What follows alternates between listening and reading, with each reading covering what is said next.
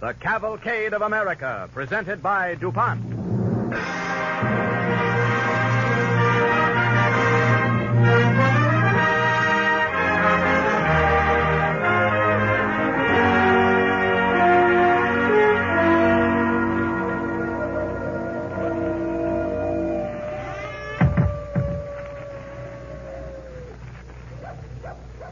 Ghost Town, city of illusion, wind echoing in the yawning pitheads of abandoned mines, wind shrieking among shadows that once were miners' shacks, millionaires' mansions, saloons, an opera house, a fine gingerbread hotel. This is Virginia City, ghost of the gutted Comstock lode, the biggest bonanza in history.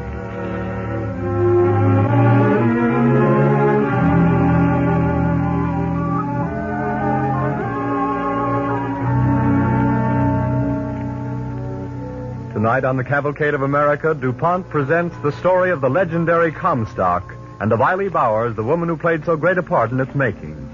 Our play is adapted from Vardish Fisher's great new novel, City of Illusion. Our star is Agnes Moorehead of the Cavalcade Players, portraying Eiley Bowers, the Queen of the Comstock.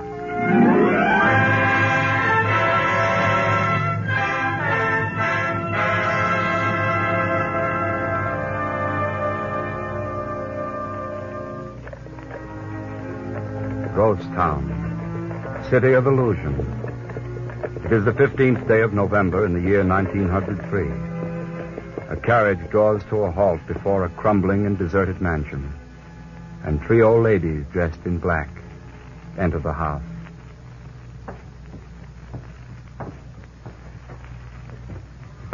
Are you sure this is the Bowers mansion, Mr. Watson? Yes, and that's their pictures there, still hanging over the mantel. Mrs. Bowers. That's Mrs. Bowers. And the other one must be Mr. Bowers. Why, she must have been real handsome. You ladies didn't know her when she lived here? Oh, goodness, no. She was just another lonely old lady, living in a hotel like ourselves. Except for her memories. Well, no. No, it was more than that. It was this place. She made us feel it was really important to bring her back here when she'd gone. She's never really been away. None of them have. Yes, they don't call them ghost towns for nothing, ma'am. You mean you think in this house? She always said she'd come back to live here. And when people say that, they usually do. Even after they're dead. Gracious. Believing in ghosts at our age, Mattie. I'm surprised at you. Let's look at the rest of the house.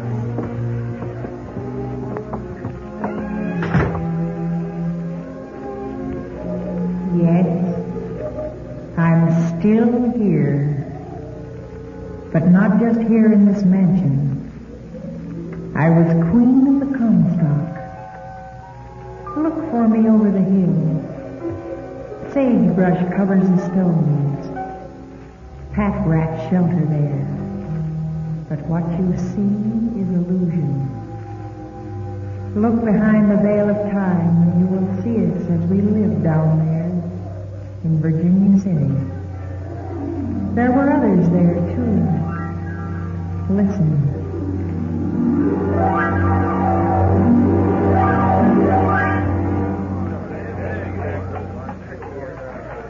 Howdy, Eiley. Mr. Bowers, where have you been? I've been looking all over town for you. Wells Fargo Post come through. Say Grosh is found froze to death up on the pass. Does Ethan Grosh know yet? Found Ethan dead in his cabin. Run a pick into his foot. Gangrene set him. Mr. Bowers, did the Wells Fargo man say whether they found any papers on Isaiah Grosh? No, just a letter. He took it on east. Then we must act quickly, Mr. Bowers. What are you driving at, Eiley? Mr. Bowers, I think the riches of Sun Mountain are about to be revealed. We're going to be rich. We must make plans. Rich? But Eiley... Here comes old Comstock with his ears wide open. No need to shush Sandy, Miss Cowan. Old Pancake knows all about it. Mr. Comstock, you'll state your business and be on your way. Mr. Bowers and I are discussing our gold mine. Gold? Then it's gold. Mr. Comstock, have you jumped the Grosh brothers' claims? Madam, Comstock Mountain, previously known as Sun Mountain, has always belonged to me. It was I who mapped it, I who drew the chart. You mean you stole Ethan Grosh's drawings? Miss Cowan, now ain't you ashamed talking that way to an old man? You're an old thief, Mr. Comstock, but it'll do you no good. Miss Cowan, I wish only to be loved and remembered. I'll give Comstock Mountain to whoever wants it. But this place will always be known as the Comstock. Now, you mark my words. Mr. Bowers and I want only our 20 feet that's already staked out. You're welcome to them, Miss Cowan. Thank you, Mr. Comstock, and good day. Oh, yeah. Good day, Miss Cowan. So long, Pancake. Riley, how did you come by all this knowledge? I have it in me to know. It lies southeast by south, and then... Well, never mind that. We have more important things to discuss, Mr. Bowers. To begin with, you and I are to be married. Married? Why, Riley? And since we're to be rich, I think it'll be more suitable after we're married for you to call me Mrs. Bowers. Oh, yes, Riley. Now then, tell me, what did you find up the gulch today? Well, it's a muck up the gulch, Riley. Quite a piece. A muck. And the Grosh brothers were telling the truth. It's not gold after all. But you said... It's silver, Mr. Bowers. A coin of the realm. I could use a little coin, I reckon. Yes, that's true. Now go and take a bath, Mr. Bowers, and we'll discuss our wedding.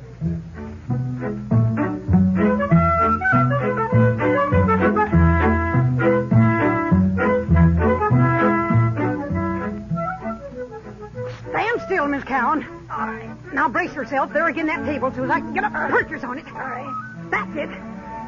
Now we try once more.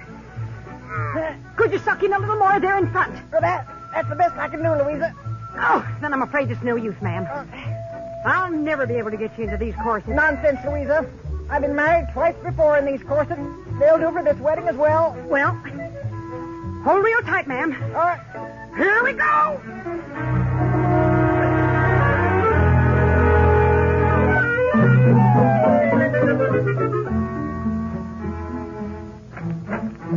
Mr. Bowers.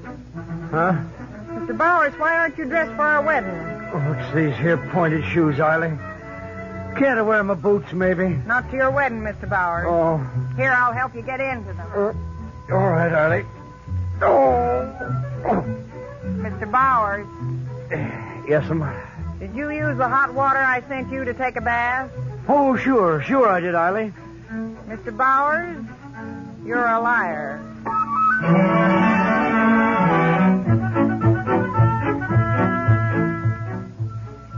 For matrimony is a holy estate, and not likely to be entered into but in fear and trembling and abiding faith. The union of man and woman in the bonds of matrimony is indeed an event worthy of the designation holy matrimony. For in the words of the Apostle Paul... Excuse me, Reverend. Yes, Miss Cowan? That's a very pretty speech and all that, but Mr. Bowers' feet are hurting him. We just want to be married. Oh, yes. Yeah, I see. Very well, then. You, Lemuel Bowers, and you, Riley Cowan, I pronounce you man and wife.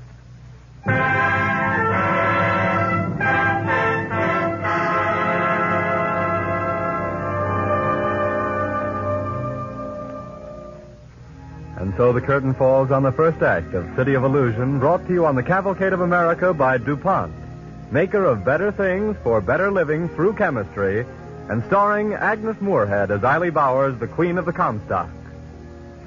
City of Illusion, the fabulous 60s. It is Eily's wedding day. Gosh, Riley. You and me married after all these years. I'll try to make you a good wife, Sandy. I guess I sure am lucky, Riley, being hitched to a smart lady like you. Do you love me, Mr. Bowers? Oh, of course I do, Riley. Then you may kiss me. Oh, Riley. Howdy, folks. Oh, howdy, Jed. Heard you folks got hitched. Congratulations.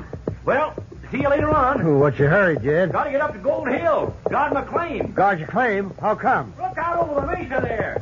See you on the hill, Sandy. I wonder what got into him. Mr. Bowers, What is it? look out over the mesa there like he said. Well, look, Eiley. Looks like a dust storm coming up. That's no dust storm. Look again, Mr. Bowers. Eiley. But don't seem possible. It's like I told you, Mr. Bowers. They've heard we struck it rich up here, and they're coming up to steal what they can. Like a swarm of locusts. Far as you can see. Wagons and horses and mules. And some afoot. Well, there must be thousands of them. Easily, Mr. Bowers. And this is only the beginning.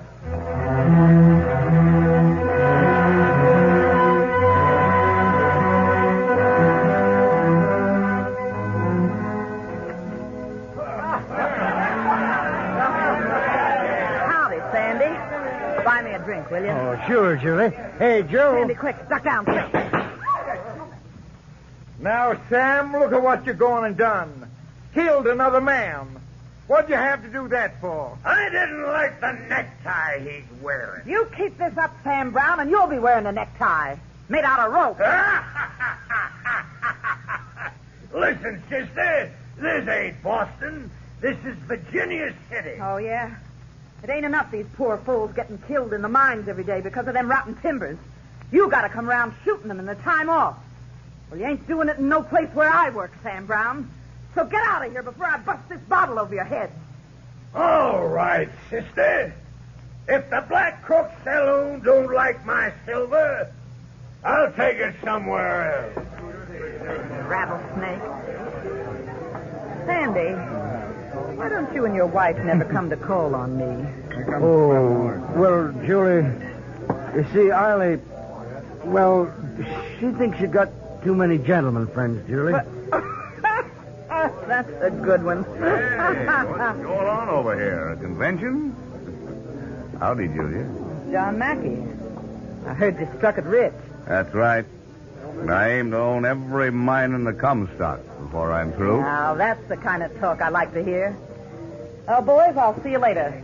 So long, Sandy. So long, Julie. Oh, Mr. Bowers. Yeah? Tell your wife I read her statement in the Enterprise about holding on to a mine. Tell her I wish her luck, but I aim to have it.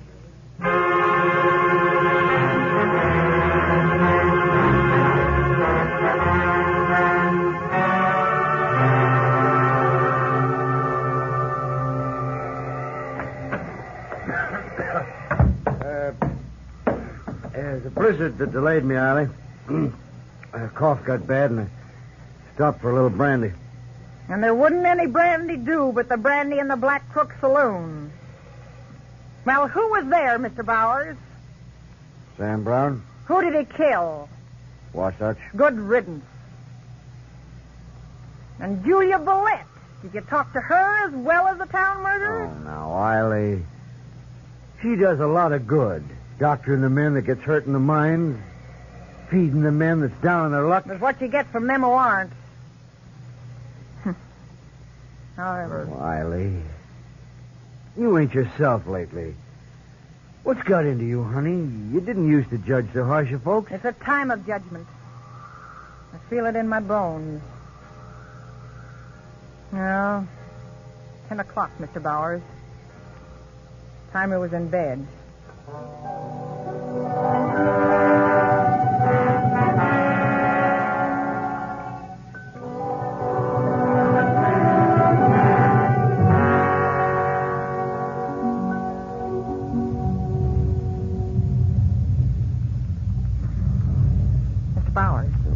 Wake up.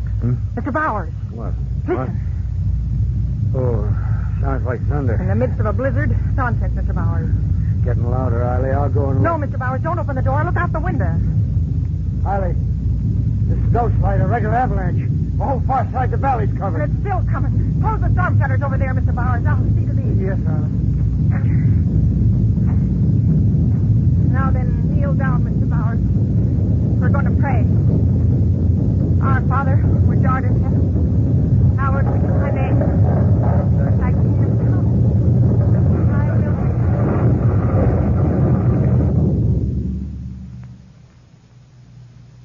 be. Eiley. Cabin is buried, Mr. Bowers. But the snow is soft. We'll have time to dig ourselves out. Reckon I'd better get the shovel and start in. No, wait just a moment, Sandy. In case one of us don't get out, I want to tell you a few things. First of all, I've laid in some provisions. Flour and beans are buried under the floor. You know this was going to happen? Sandy, we're to have a child. That's why I used the money for this instead of starting on our mine. Baby can't eat silver. Now, as for the others... Oh, gosh. I bet they never stored a They thing. stored plenty of whiskey. You can bet on that. But they're not to know about our hiding place. You understand, Sandy? Yes, Eileen.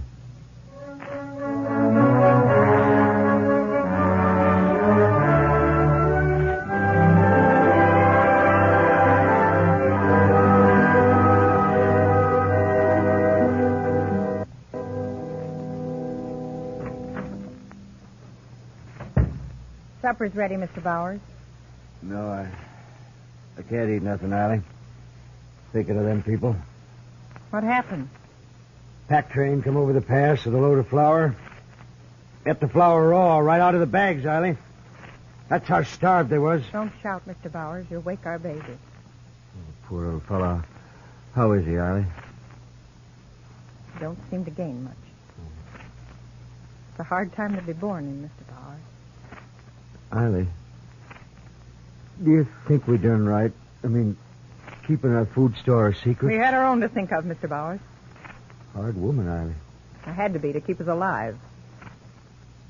Now listen, Sandy. When the snow thaws, we're going to begin digging our mine. Then we'll build our mansion. The silver doorknobs, like you said? Silver is a good metal. Has a good shine. You'll have to wear different clothes when we're rich, Mr. Bowers. Eileen. We'll give a grand party when we open our mansion, Mr. Bowers. But Julia Bollett will not be there, nor Sam Brown, nor any of the other thieves and murderers and fancy ladies. And who'll you get to come? Only the best people. Someone has to set an example for Virginia City. That'll be us.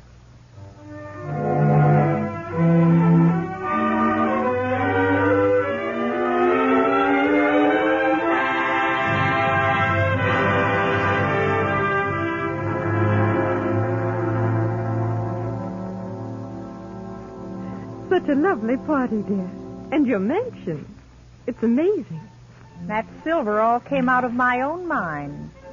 It was worked up by artisans in Paris, France. Imagine. And those portraits of you and Mr. Bowers. Who was the artist? Well, Eileen and me never could pronounce them Italian names, but he was a real artist, all right. Well, I'm sure he was.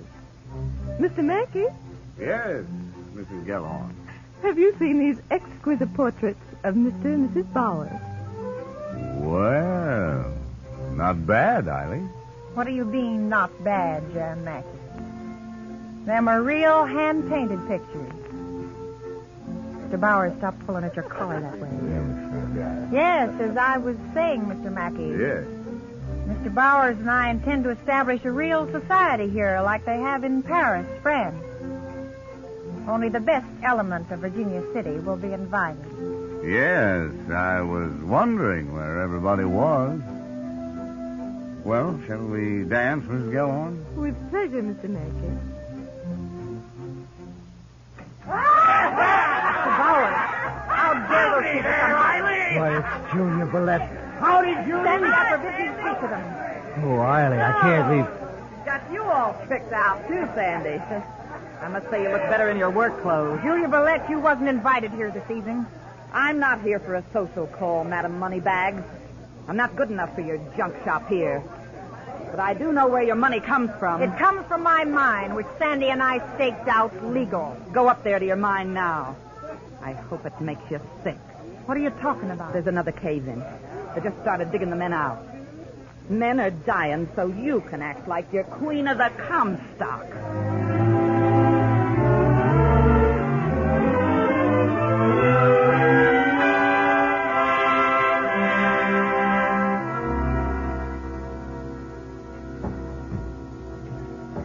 Fetch some more bandage, Nita. Hey, Luff, this man's dead. Get him out of here. That makes 20. We done in this rat hole and Eiley Bowers gallivanting around Europe. What's that you say, Luff McCoy? Oh, it's you, Madam Moneybags. Look at these men. This is your fault, Eiley Bowers. Are you crazy, Julia Billette? What are you doing on my property anyway, you... Go ahead and say it. It's not as bad a word as murderer. You dare say that to me? Yes, I dare. Oh, you aren't the only one. Others are worse, maybe. But they starved with the rest of us the winter of the snowslide. You kept yourself fat while I sucked the marrow out of the thigh bone of the donkey. We all knew you had food hidden away. We were just too weak and sick to kill you for it. I had my child to think of. You call that skinny rat a child? Not anymore. He died on the boat. I'm sorry, Mrs. Bowers. But I'm not. Not really. Oh, I don't know what I am. Here we sit on top of enough silver to bring on the millennium, and what do we see? Corpses and broken bones.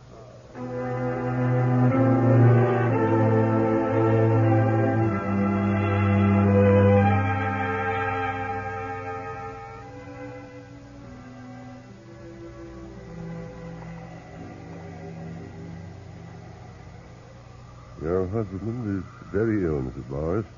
Shall we talk about it alone? Well, don't you leave me. Mr. Bowers can hear what you have to say, Doctor. It's his lungs. There's nothing I can do. Let me know what happened. Good night, madam. But, Doctor... Eiley. Something I got to tell you. About the mine. Better try to rest now, Sandy. Tell me in the morning. No. The morning will be too late, Eiley. I made a mess of things. I was drunk and I signed some papers. You mean the mine is gone? I'm afraid so. We ain't even rich now, Eiley. It doesn't matter, Sandy. What'll you do, Ma? I'm leaving you without even a roof over your head. Don't fret yourself, Sandy. I'll always be queen of the Comstock. Always. Who wants to be rich anyway?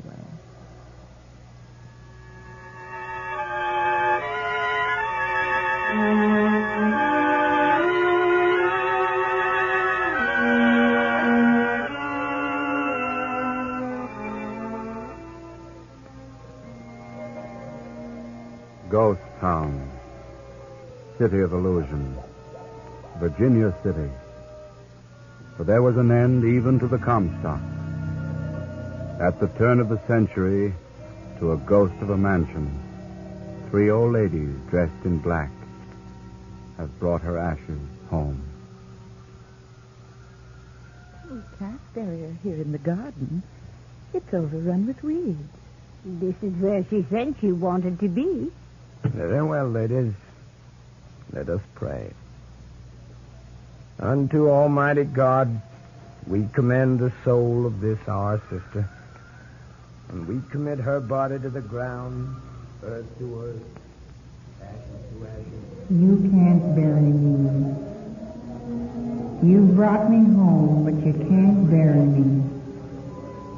The stables are empty. The mansions up the hill are empty.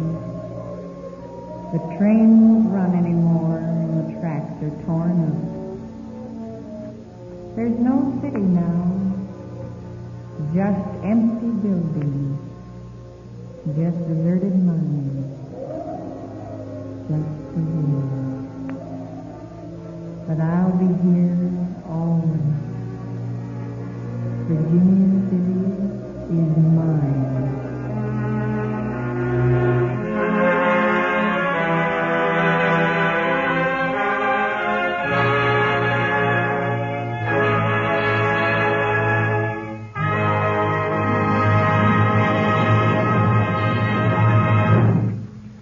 With tonight's Cavalcade of America, DuPont brings you a story of the most precious thing in the United States today. It is time. Hours, minutes, precious seconds. The tools with which we mean to defend democracy are worthless unless they come to our hands in time. The race we have entered is a race against time.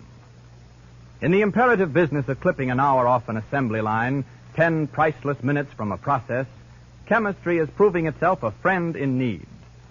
Production of vital parts for trucks and planes has been speeded up by new DuPont electroplating processes, which give protective or wear-resistant coatings in much less time than was previously required. And another example, most of the rubber we use in this country goes into automobile tires. And tires for trucks and planes are rolling off production lines faster today because of DuPont rubber chemicals that hurry along the vulcanizing process. And something you might not connect with defense is the bleaching of cloth. But of the millions upon millions of yards of cloth required by the Army and Navy, cloth that goes into everything from uniforms to dodgers for the bridge of a destroyer, virtually every yard is bleached. In the past, fabrics were bleached one batch at a time. A batch of cloth was put into a tank and boiled for hours to remove the impurities, then lifted out and put into another tank, where it was bleached for many more hours.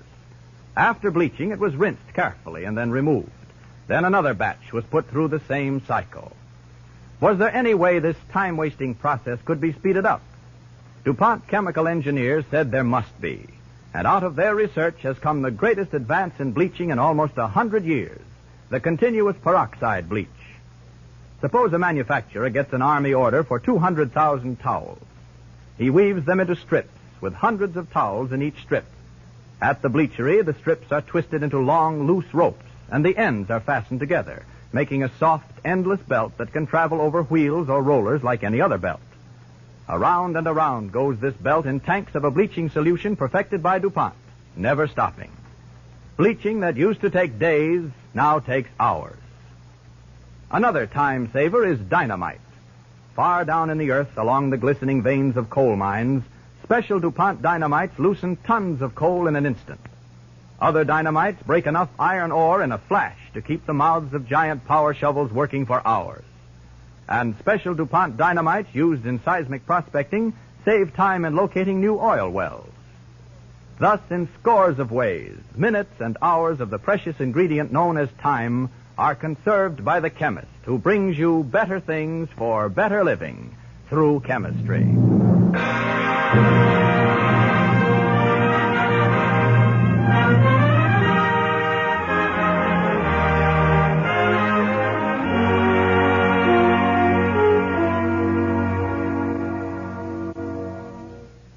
Next week, the Cavalcade of America presents the distinguished American poet, Carl Sandburg, in the first of two new contemporary programs called Native Land, starring Burgess Meredith of stage, screen, and radio.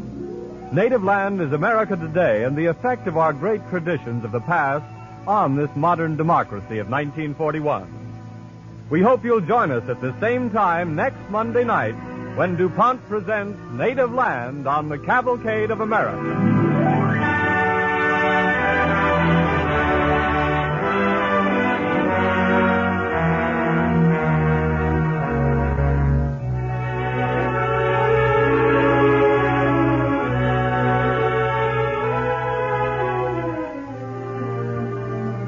At this time, may we remind you that you can join our nation's great defense effort by buying defense bonds at your local bank or post office.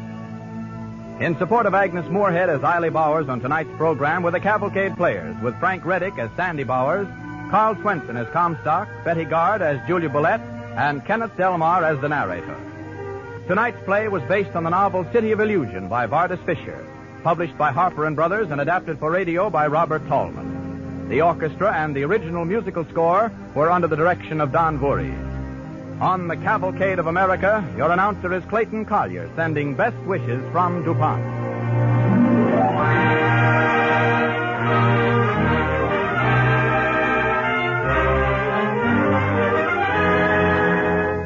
This is the Red Network of the National Broadcasting Company.